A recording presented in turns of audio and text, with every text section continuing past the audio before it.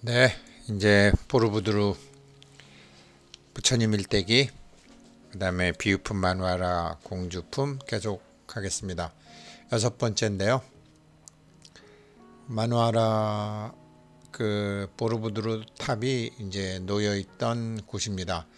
굉장히 주변에 산악이 한국의 산악과 몹시 비슷한 그런 곳이었어요. 오늘 해야 될 거는 이제 판넬 10번하고 11번인데 이렇게 올라가서 우리가 왼쪽으로 이렇게 돌아요. 왼쪽으로 돌아서 첫 번째 꺾이는 데가 네 번째, 두 번째 꺾이는 데가 열 번째 그렇게 됩니다. 그러니까 우리가 열 번째, 열한 번째, 12번째. 네, 아무튼 제가 본강에 표시를 해놨으니까 보면서 말씀드리겠습니다. 아침 동력 해가 뜰 때 일출을 본다고 사람들이 앉아 있는 장면이고, 일출 같은 거 할 때 이제 돈을 받아요. 여기 이제 사다리 같은 게 이제 보수하고 있는데, 저 요런 사다리를 빌려서 여기를 동서남북에서 다 찍었던 것을, 그 화면을 지금 제가 설명드리고 있는 것입니다.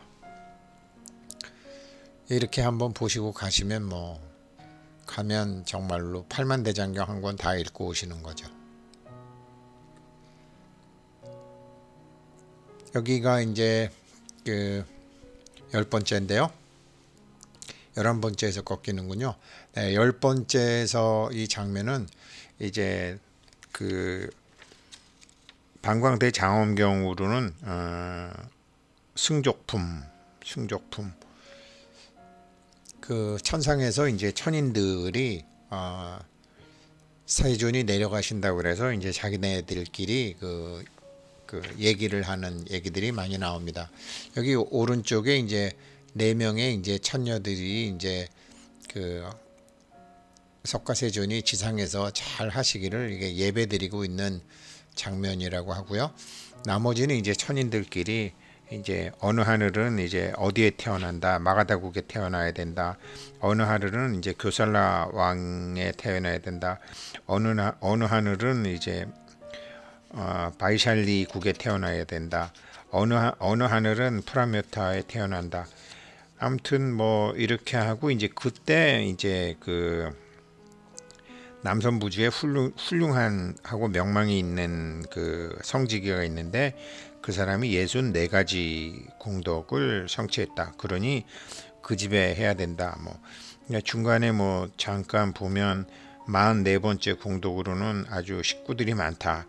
45번째는 착한 벗을 해치지 아니한다. 46번째는 많은 권속들이 있다. 그 다음에 47번째는 힘센 권속들이 있다. 이와 같은 64가지 덕이 있는 집이니까 우리 저기 호명태자는 거기에 태어나야 할 것이다 이러면서 이제 도대체 이 지상에 어느 집에 엄마 아빠한테로 들어가야 될지, 그렇게 이제 들어갈지, 우리 세조는 부모를 어디를 골라서 갈까? 이게 이제 원력에 의해서 태어나는 사람들은 이런 게 있는 거죠. 우리처럼 업력으로 끌려오는 사람도 있지만, 우리도 이제 이런 걸 하기 때문에 이제 몸이 아프게 되면 본주 본산 기도라는 걸 하죠. 그 본줄이라는 것이 이제 우리가 왜 난자와 정자가 만나고 거기에 그 의식체 혼이죠. 그게 들어가서 이제 삼혼이 되는 거죠. 그러니까 정자는 천의 기운, 그 다음에 난자는 지의 기운, 그 다음에 혼은 인의 기운. 그래서 천지인, 삼신, 삼혼. 그래서 삼혼 700 이래서 이제 자기가 몸이 아프거나 정말 급한 일이 있으면 본줄 본산 기도라고 해서 자기가 줄타라고 내려온 그 성씨 조상하고, 자기가 이제 우리가 흙으로 몸이 주로 만들어졌으니까 자기가 태어난 탯줄 끄는 곳에 이제 고향의 큰 산, 이렇게 해서 그런 거가 있습니다.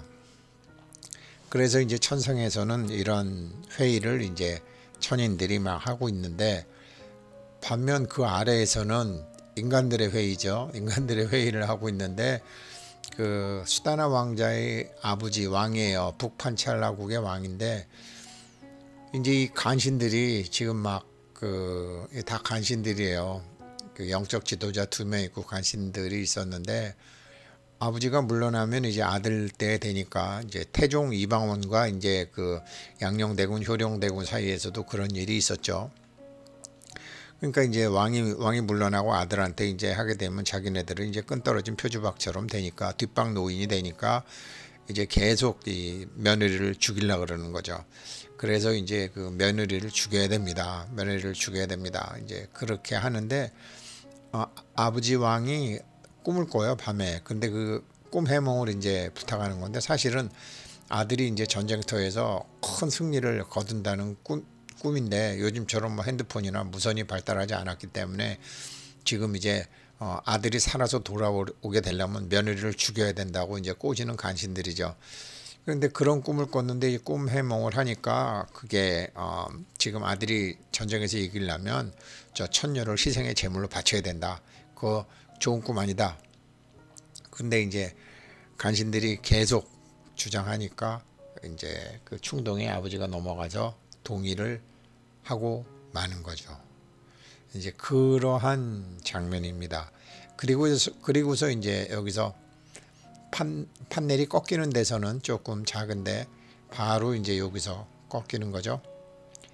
10번 여기 이제 11번째죠. 11번째인데 여기서 이제 11번째예요. 11번째에서 지난번에 한번 꺾였고 여기서 이제 또 꺾이는 장면입니다. 그래서 바로 이제 여기랑 여기를 지금 우리가 이제 할 차례죠. 보르부들은 이런 구조로 이렇게 되어 있습니다. 아래가 이제 120장면이죠. 120장면. 그러니까 우리가 지금 240장면을 공부하고 있는 거고요. 그래서 이제 마누하라 뭐 말씀드렸지만 그 호텔 이름이 뭐 마누하라 호텔입니다. 바로 이 3층의 이제 비유경 우리가 지금 공부하고 있는 비유경의 주인공이죠. 그래서 거기를 보게 되면 이제 또 천상에서 이제 지상으로 그 다음 장면은 이제 천상에서 지상으로 그 천신들이 오른쪽에 이제 3분의 천신들과 이제 왼쪽에 그 5명의 천신들이 계신데 이제 마지막 경의를 다하고 있는 거죠. 부처님께서 이제 여기서 법문을 하시죠. 지금 그대들이 마음으로 좋아하는 미묘한 보배로 장엄된 것은 깨끗한 어부의 인으로부터 이 여러 묘한 과보가 이르렀느니라. 하늘의 천신도 복이 닿으면 다시 지상으로 가야 되거든요. 그러니까 천상에서도 계속 이제 이런 이치를 공부를 하는 거죠. 그래서 천상에서도 업이 있는 거고요. 그러므로 마땅히 모든 행위의 과보를 생각하여 업이 높거나 쉬지 않게 할지니 나쁜 길 가운데 빠져버리면 그지없는 고통을 갖추어 받느니라. 내가 그대들에게 보이는 법에 존중하는 마음을 내야 하리니 스스로 부지런히 닦고 행하여 무의의 즐거움을 얻어야 하느니라. 탐욕낸 것도 모두가 무상하나니 허망하고 거짓됨이 꿈과 같으며 눈흘림과 같고 아지랑이 같으며 번개와 같고 거품덩이 같으니라. 뭐 이제 탐진치 천상에서도 이제 그 천상에서도 이 사람들이 수명이 있고 그 명예심이 있고요. 그 다음에 오래 살고 싶은 게 있고요. 그래서 천상에서도 이제 많은 업을 또 짓나 봐요. 그래서 아무튼 이제 법문을 천신들한테 해주는 거고 이 손 보게 되면 이제 법문을 듣는 것도 있고 가슴에다 손을 얹는 거로 봐서는 이제 저분과 이별이구나 하면서 이제 마지막 예를 보이는 장면이기도 합니다. 하늘에서는 이런 이제 천상에서 지상으로 내려오기 전에 이런 일이 있는데 땅에서는 어떤 일이 있냐면 이제 그 수다나 왕자의 아버지가 이제 간신들의 꼬임에 빠져서 결국은 이제 며느리를 하늘에서 온 며느리를 그 제물로 삼아서 아들이 건강하게 전쟁에서 이기고 돌아오기를 이제 희생의 제물로 바치기로 결정했다는 거를 엄마는 그 사실을 간파합니다. 뭐 우리 조선시대에도 그 왕비들은 다 이제 그 줄들이 다 있잖아요. 그래서 그 사실을 간파하고 이제 급히 며느리를 불러서 아들의 얘기를 하는 거죠. 며느리야, 만약에 이런 일이 있으면 네 남편이 이거를 너한테 주라 그러더라. 그래서 이제 그 마누아라가 이제 하늘로 갈 수 있는 그 한라카한테 잡혔을 때 줬던 그 마니 보주를 어머니가 갖고 있다가 어머니가 며느리한테 주는 거죠. 네가 여기 있으면 위험하니 빨리 친정으로 도망을 가거라. 이제 그렇게 얘기하는 거죠. 그런데 이제 마누아라는 그 가기가 싫은 거죠. 여기 이제 하늘로 날아오는 장면이 있고 새들도 올라가는 장면이잖아요. 그러니까 원래 이제 처녀니까 이제 하늘로 날아오르는 것을 생각하고 이제 그렇게 묘사를 한 거죠. 그리고 이제 세자비니까 이제 궁녀들이 이제 마지막 인사들을 하고 있고 호위무사들이 이렇게 있죠. 그래서 이제 처음에 남편하고 헤어져야 되니까 생리별을 해야 되는 거니까 가기 싫어하지만 위험하니까 안 되잖아요. 그러다가 자기가 생각을 탁 하는 거예요. 자기가 처음에 이제 한라카한테 잡혔던 그 목욕하던 호수 옆에 류씨라는 사람이 있는데 이제 류씨라는 사람한테 그 집에 들리죠. 그 집에 들려서 그 사람이 굉장히 이제 현명한 사람인데 이러저러한 일이 있어갖고 내가 지금 친정으로 하늘나라로 간다. 그런데 반드시 내 남편이 살아서 돌아오면 반드시 나를 찾을 것이다. 그런데 지상에 있는 사람이 어떻게 하늘의 법도나 이런 것을 어떻게 알겠느냐? 그러니까 만약에 우리 남편이 여기를 찾아오게 되면 킨나라 왕국에 오면 어떻게 해서 나를 찾아라라는 것을 이제 세세히 가르쳐 주는 거죠. 그러니까 이 보르부드르 부조 이제 10일에서는 위에서는 부처님 일대기에서는 부처님이 이제 하강 준비를 하는 거고 밑에서는 이제 이 마누아라 공주가 이제 천상으로 올라가는. 그러니까 이게 보르부드르에 있는 뭐 앞으로 이제 좀 더 공부하시면서 아시겠지만 이런 어마어마한 건축물을 지면서 이게 이제 가이드들도 그래요. 위는 위고 아래는 아래 같지만 위하고 아래하고 다 대비시켜서 예전에 뭐 조선시대도 그랬고 뭐 불과 옛날 사람들은 이런 동양에서는 이런 건축물을 줘도 설계도가 없잖아요. 뭐 그 아프리카의 복잡한 개미집 같은 거 정말 현대 과학으로도 만들기 힘든 개미집이 무슨 설계도가 있어서 만드나요? 우리도 설계도 없이 다 집을 만든단 말이죠. 경복궁 같은 것도 설계도 없이 만든다라는 거죠. 그게 어떻게 해서 그럴까? 그걸 이제 굉장히 신기하게 생각하는데 그게 동물들 같으면 거기 이제 집단 지성? 그거를 불교에서는 아뢰야식이라 그래요. 아뢰야식이 모든 거를 다 하는 거죠. 지금 요즘 우리 공부하고 있는 거는 이제 공예나와 세계나인데 공예나가 그런 각을 다 그려주는 거예요. 그 석굴암 같은 그런 불국사 같은 그러한 것도 어디에도 설계도는 남아있지 않다. 그런 거죠. 그러니까 영적으로 머릿속에 그림을 그리면 그냥 다 하는데 이런 거를 뭐 지금처럼 기획하고 디자인하고 하는데 그냥 하지 않는다라는 소리죠.